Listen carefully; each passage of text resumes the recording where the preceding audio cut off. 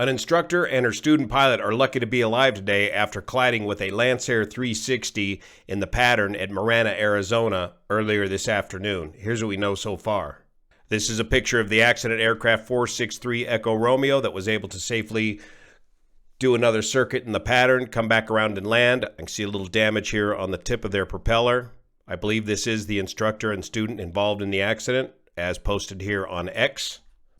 Here's another photo of 463 Echo Romeo, a Cessna 172 trainer aircraft operating there in Arizona. And here's the Lancair 360, November 3602 Mike, a very fast and slippery home-built aircraft, the Lancair 360, all fiberglass. The Midair occurred here at Marana Airport, just north of Tucson, Arizona. Arizona this time of year is very busy with training activity from all of the airports here in the Arizona area. Marana Airport is an uncontrolled airport, or non-tower airport, for those of you that are so inclined.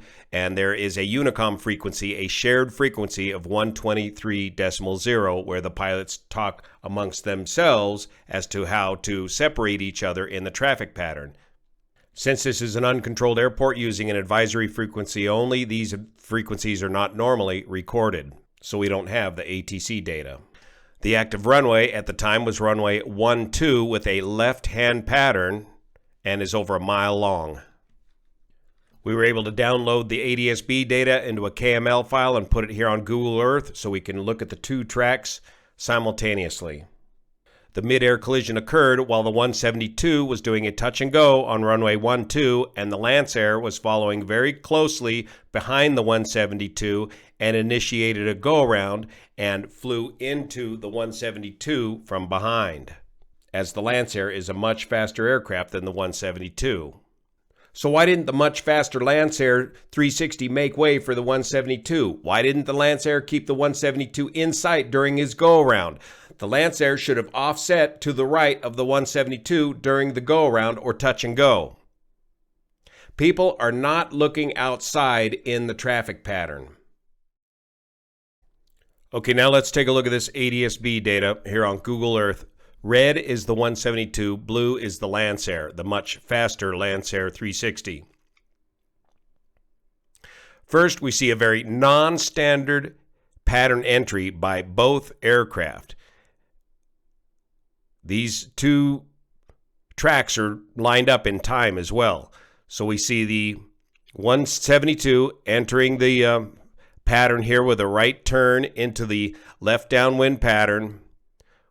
We see the Lancair chasing around him, the much faster Lancair chasing him around.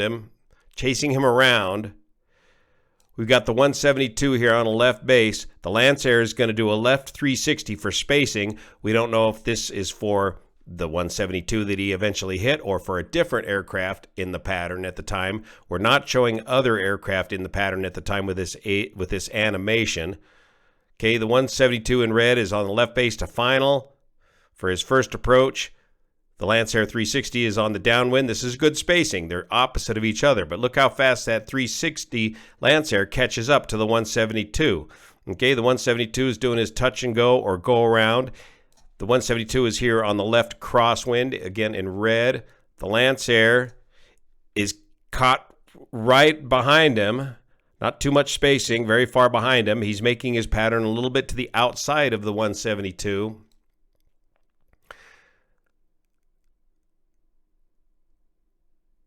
Here's the 172 now on a left base. The Lancair extends his downwind to enter a left base.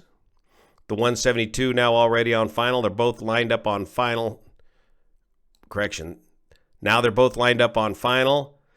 Now, apparently, one or both aircraft does a go-around, and the Lancair promptly catches up to the 172 and smashes into him right overhead the airport.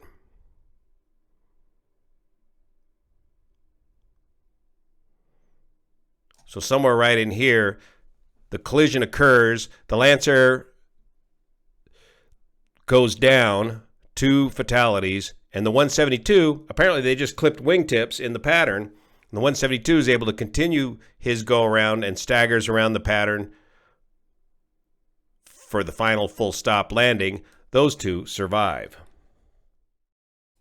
About the only FAA regulation regarding traffic patterns at non-tower airports or uncontrolled airports is the traffic pattern itself, the direction of that traffic pattern, and a couple of rules about right-of-way.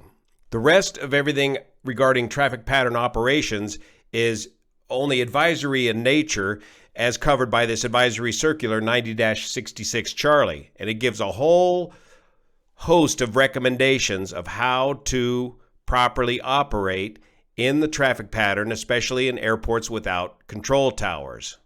And I'm seeing far too many non-standard procedures creep into daily operations regarding general aviation aircraft here at non-towered airports, like my hometown airport right here in Grass Valley, California. And a particular problem I see here and other places is home-built experimental aircraft, high-performance aircraft, bombing into the pattern at much too fast of a speed, 178 knots in the downwind of the pattern, when we got Cubs, 150s, and 172s sharing that very same pattern. And as recommended here in the advisory circular, everybody should be trying to maintain a speed that is shared by all the rest of the aircraft.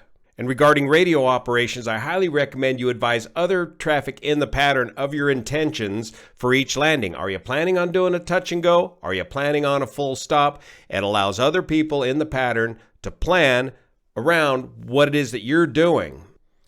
These two are very lucky to be alive today. There's a lot of training going on around the United States today and a lot of different traffic patterns at many airports without control towers, as we are trying to backfill the huge backlog of pilot vacancies. I recommend that all of us review Advisory Circular 90-66 Charlie, operations at non-tower airports, especially in a group setting with your flying club and that sort of thing, and hash out what you're seeing in your local traffic pattern and try to get everybody a little more standardized back to what the Advisory Circular says. Thank you so much for your support of this channel. See you here.